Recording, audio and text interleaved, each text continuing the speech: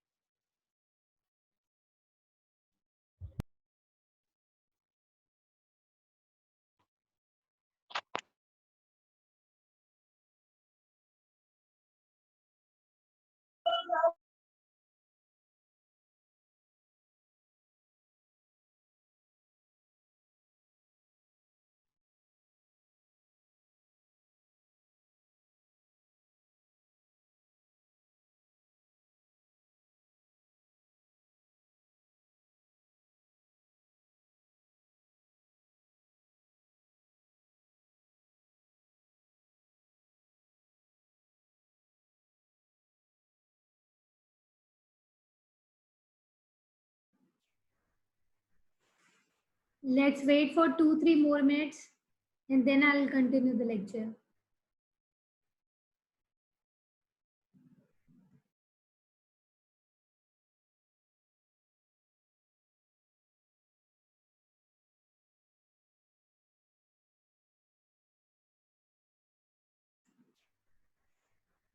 Anurag, CR है class में? Anurag, are you there? Anurag.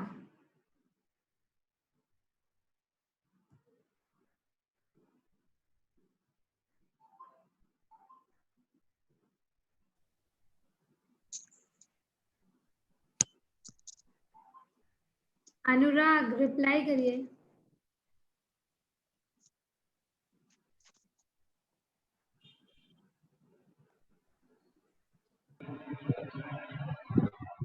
वैभव है क्लास में. Vaibhav, are you there?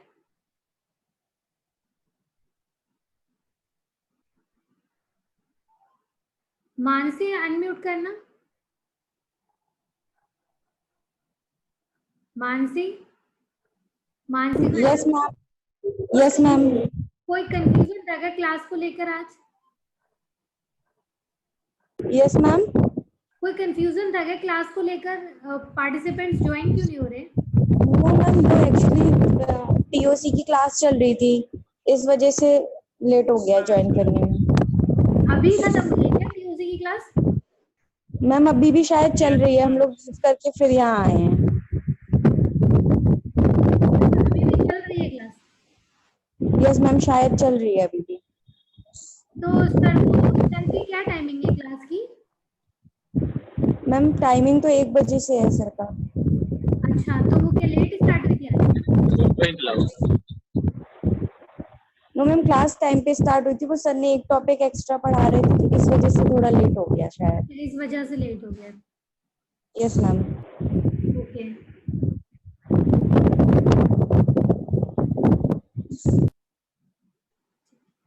ठीक है मानसी। वैभव आप हैं क्या? वैभव? Yes, ma'am. क्लास में कोई कंफ्यूजन था क्या वैभव? No, ma'am. Vinay sir is taking the class from 1 p.m. So he's extending his time. Okay okay, ठीक है ठीक है। 40 स्टूडेंट्स हो गए, स्टार्ट कर लेते हैं क्लास, है ना? Yes, ma'am. Sir, class is over. ठीक है, okay.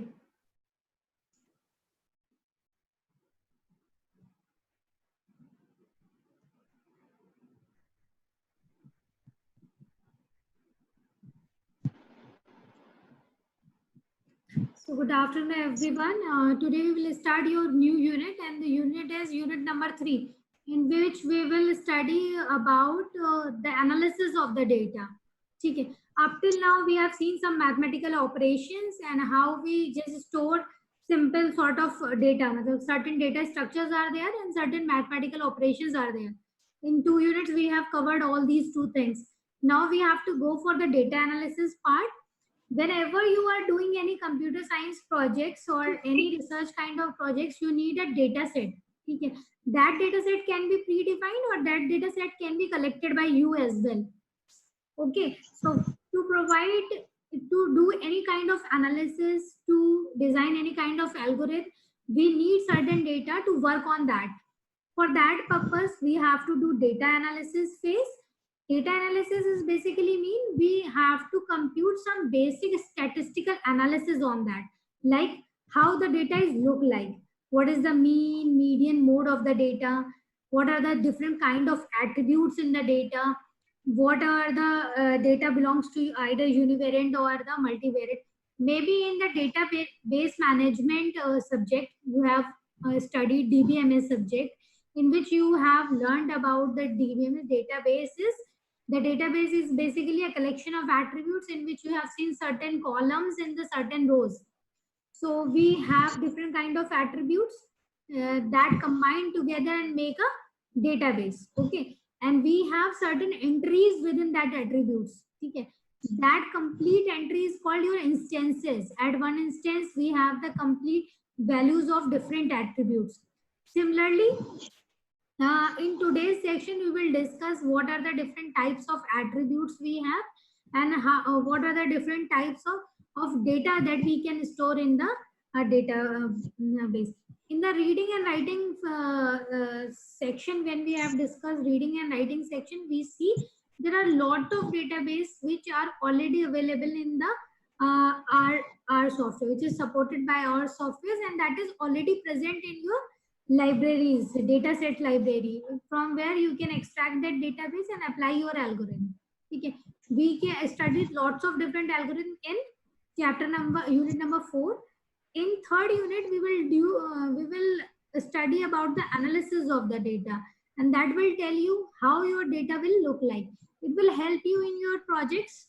AMCA will also go for some training where he have to do some projects, and BTech, in BTech third year itself, there is a minor project or the major project in the final year. For that purpose, this is very important topic because you have to take your projects and you have to work on the relevant data sets where you want to work it. Okay, so today we will discuss different types of data sets. So I'll share my screen here.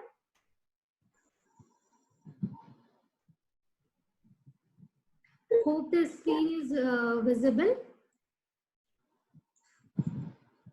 So for the analysis of the data, first we will describe what is the raw data. So raw data is just a collections of records or the samples. We can generate a data sets by using data frames also, by using the data frame which I have told you in the previous chapters. By using the data frame, we can collect certain rows and form a database. Okay. And in database management system, we talk about the attributes. Here we talk about the variables. These both things are the very same things. Okay. So variable is the characteristics of individual populations. Like if you want to work on the database, suppose you want to store the information about a student, then what we have the serial number, name of the student, roll number of the student, address of the student, or subject taken by him. These are the different fields. So we can say a different variables. Suppose a student is related with 7 different fields. So we say that this database is consist of 7 different variables, and all the variables contain the different values, and depending upon the value it is stored. Some data will store the numerical values, some will store the categorical values. We can define the type of the variables. Okay. So in this chapter, we will discuss what is numeric value. So numeric values is if your particular variable contains the value in a numeric order or the naturally recorded numbers, then we called it a numerical variable, because all the variables are in numeric forms like 1, 2, 3, 4, 5, or maybe 1.2, 2.2, 4.5. And this variable is called your numeric variable, where all the values are always in a numeric format. We have 2 different types of numeric variables, and these 2 different types of numeric variable is, one is continuous variable and the next one is a discrete variable. So what is the difference between these two? As we know, the numeric variables contain always a values which is numeric in the value, like integer values, or you can say floating point values. But we have 2 different. The continuous one can take your point values. Matlab a continuous value can be taken. Continuous means like I have to store, if a value I have to store it 15 within 15 to 16. I have taken all the points values, there's 15.01, 15.02, 15.03. These are all values are permissible, okay, under the continuous variable limits, because we can take all the values which can be represented in a decimal format. This is a form of continuous variable. Okay, and the discrete one is if you have a range of values, then these are the discrete point. Discrete point means this always contain a whole numbers, and that is always sense of a possible interval. Okay, possible intervals means like divided by within the distance of 2, within the distance of 3. 2 example I have quoted here. The one is, if we observe a rainfall amount, the value is 15 mm. The rain value is 15 mm. This can be stored in a continuous variable, and we can also store like in this format 15.4 to 135. This is also a permissible format in a continuous variable, because 15.000 is also a value and 15.43 is also a value, but these are the continuous value. Okay. But if we want to store a discrete value, there should be a possible interval. Like if we observe the number of heads in 20 flips of the count, then what is the possible interval? Like we always have either heads or the tails. These are the possible points of the flip of the count. If we flip a count, we either get heads or the tails. There is no possibility in between the decimal. You can say the percentage is always a whole numbers.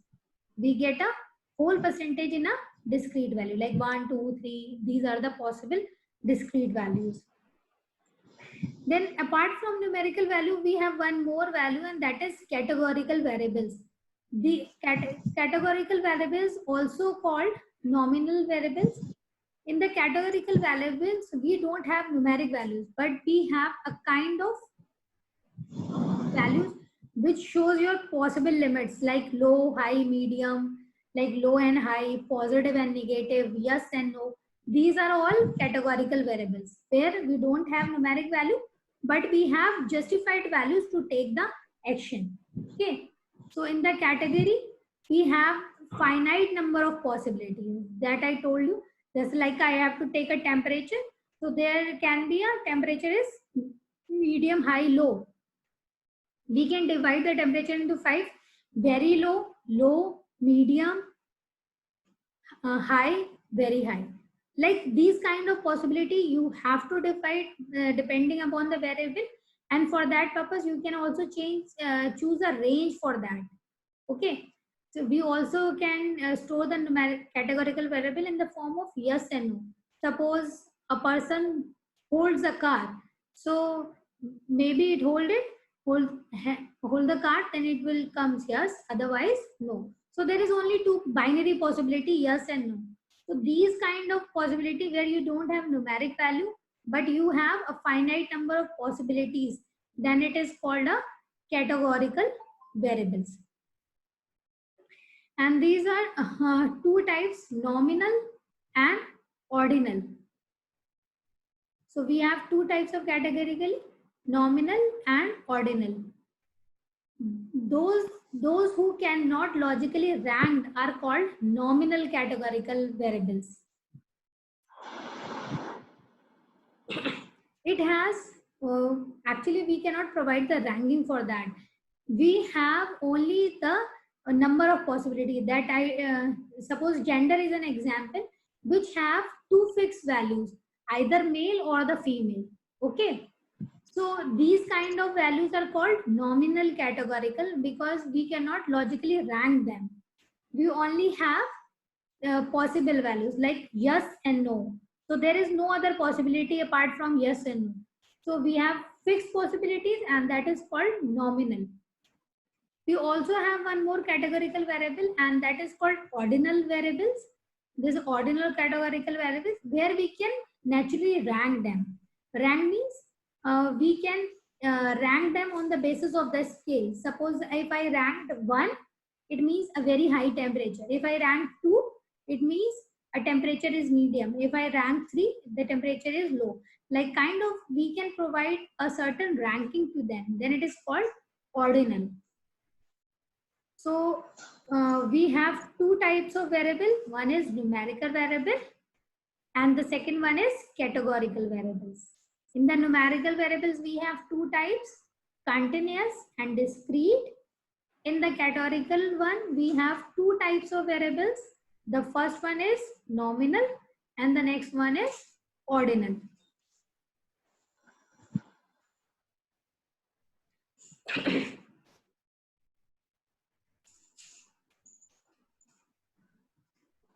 This is a Chick-Weight data set, which is already available in the R database.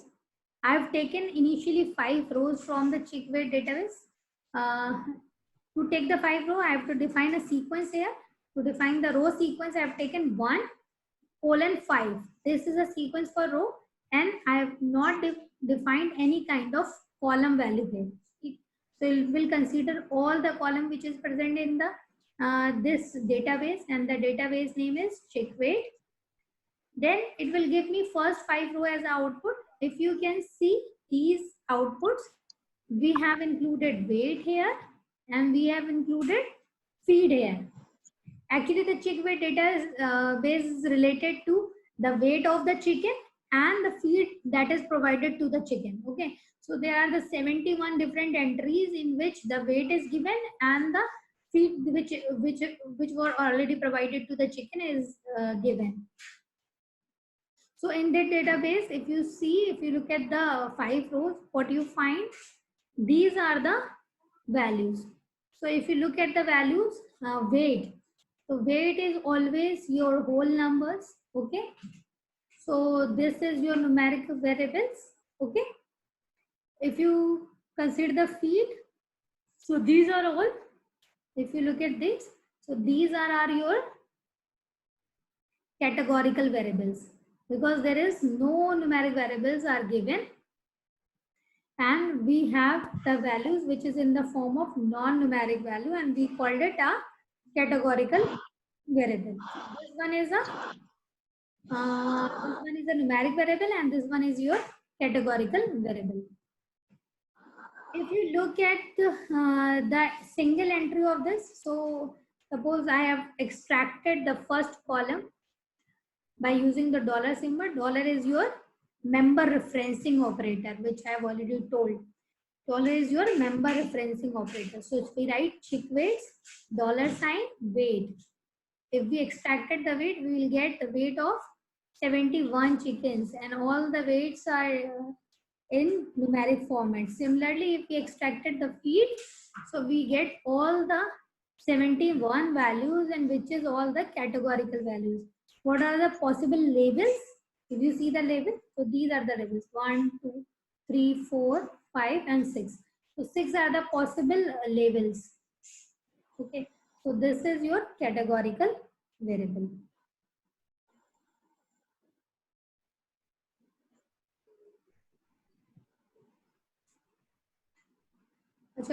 We can check it like this.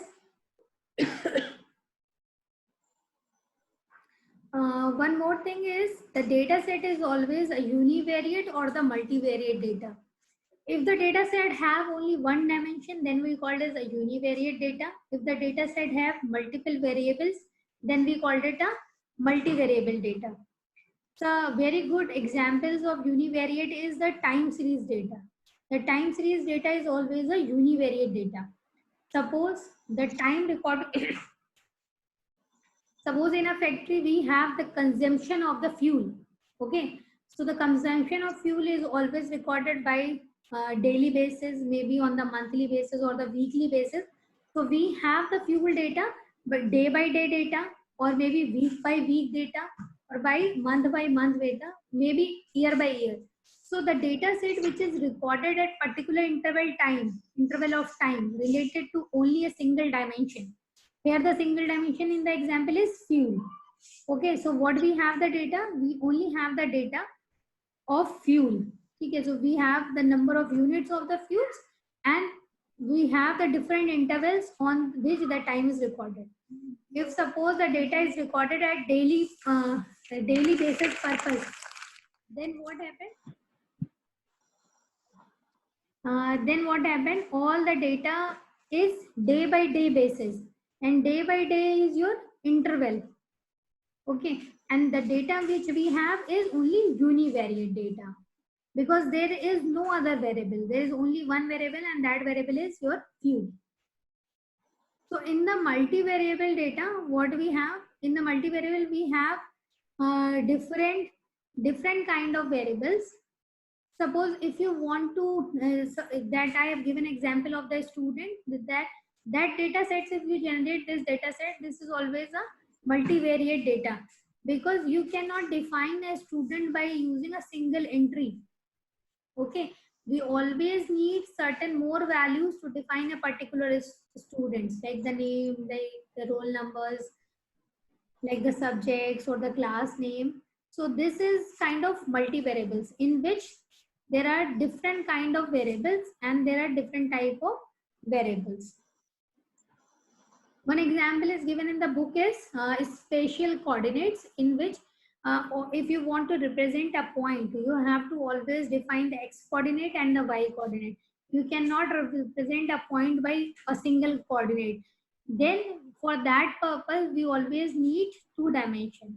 If you have two different variables, sometimes it is called bivariate data. In univariate, we have single value. In bivariate, we have two variables. And if we have more than two variables, then we have multivariate data sets. Like this is one more data set which is given in the R software, Quags. It will have the data sets of the earthquakes in which these values are given. This is the latitude, longitude, depth, magnitude, and the stations. These are the different values which is present in the data sets, and these are the 5 rows which we have extracted. Quags 1:5. So we have 5 different rows, and if you can see, there are the multiple variables. The first variable is latitude, the second is longitude, depth, magnitude, and the stations. As you know, there are 5 different variables are present, and each record will contain all these 5 values, and these combination of these 5 values will represent a details of an earthquake. Okay, so for that purpose, if we have the data in which we have to store different variables, then we called it a multivariable data sets. Then there is one more concept, parameter and statics. Parameters are basically the whole populations are called your parameter, and statics are basically applied on the certain set of the data sets. We called it parameters always calculated on the population, okay, and statics is always calculated on the samples. These are the two concepts. You can consider it like if you're considering the whole thing in a combination, then it is called a population, and if you extracted something, then it is called a parameter. Okay, but if you apply something on a samples, which is randomly selected samples, then we called it a statics.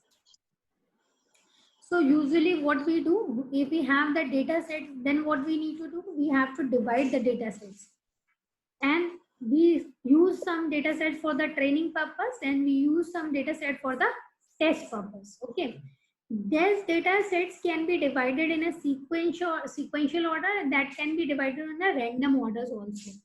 But the training data sets which you have taken, that should be in a larger in amount, because from that purpose you are generating certain rules, you are generating some algorithm, and from the test data set you test on these values which you have generated. In this way, we can define, if we are considering the whole population, then it is called parameters, and if you are working on the samples of the data sets, then we call a statistics. Now we'll share, look at the RStudio screen. So here what happens, suppose first I have taken the Chick-Weights data sets from the row 1 to 5. If we run that, we'll get these 5 rows. This means the first row is your numeric values, and the second one is the categorical value. To extract the complete numeric value, we take the Chick-Weights data set $weight. So it will give me all the 71 values which has all the numeric entries. If we want to show the categorical variables, then we have the 71 values which is in the form of categorical variables, and here are the labels are the defined. Okay, so weight is always a continuous numeric variable. Why it is so? It is so because a weight can be any value. Okay, so weight can be always a continuous numeric values, and this is your nominal or categorical value. Why it is a nominal categorical variable? Because we cannot rank them. If you see all these feed, which is suppose sunflower, soya bean, meat, meal, house bean, like this, you cannot rank them. Like you cannot provide 1, 2, 3 numbers to them. These are all individuals. So we have 6 individual values. The labels are the 6 individual values. So these are the nominal categorical variables. Okay, these are not ordinal ones because we cannot rank them. So weights is a continuous numeric value, and your feed is a nominal categorical variable. So whenever you have a data set, you have to define the type of variables. This is a very important thing. If you are not identifying the variable correctly, then the generated algorithm cannot be give the correct results, because for that purpose you have to know what are the possible entries in your particular variable. If you want to check the details of this data set, you just write question marks. So here in the help section, you will get the detail of this data set, where the description, uses, formats, all the things of this data sets is given.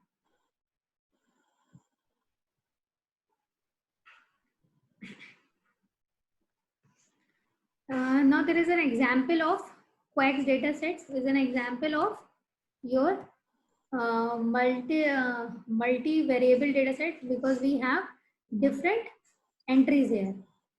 Suppose if I have divided suppose if there is only one entry, station is present, on which station earthquake is occurred. Suppose just we have the entries of the station, then it is called a univariate data, because at that time there is only one variable present. Okay. Now this time this is multivariable. If you want to take the details of that, then we can put a question mark and quakes here. This will give me the detail of this data set, location of earthquakes in the physics. So this will all tell me the details of this data set. Similarly, there are lots of other data sets. In the help, if you find the data sets. So in in the help column, you will get all the data sets listed here. These are the all data sets. You can explore any of the data sets. You can check the number of variables and the type of the variable, whether the variable is numeric, and if the numeric, then which type is continuous or the discrete. If the variable is categorical, then which type of variable it is, ordinal, nominal, and categorical. Okay.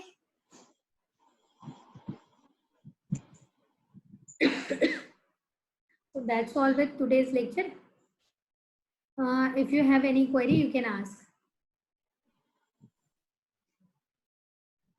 Okay, so actually, all of you unmute yourself. If you have any query, you can unmute. So at the end of, by the end of this session, what we will do, I will assign a project to some of the groups. Okay, for that you will take a data set, and whatever algorithm we will discuss in chapter 4, you will apply those algorithms on the data sets, and we will present some results. Okay, so if we'll do this kind of exercise, this will help you in your projects also. So this is a kind of good subjects in your third year.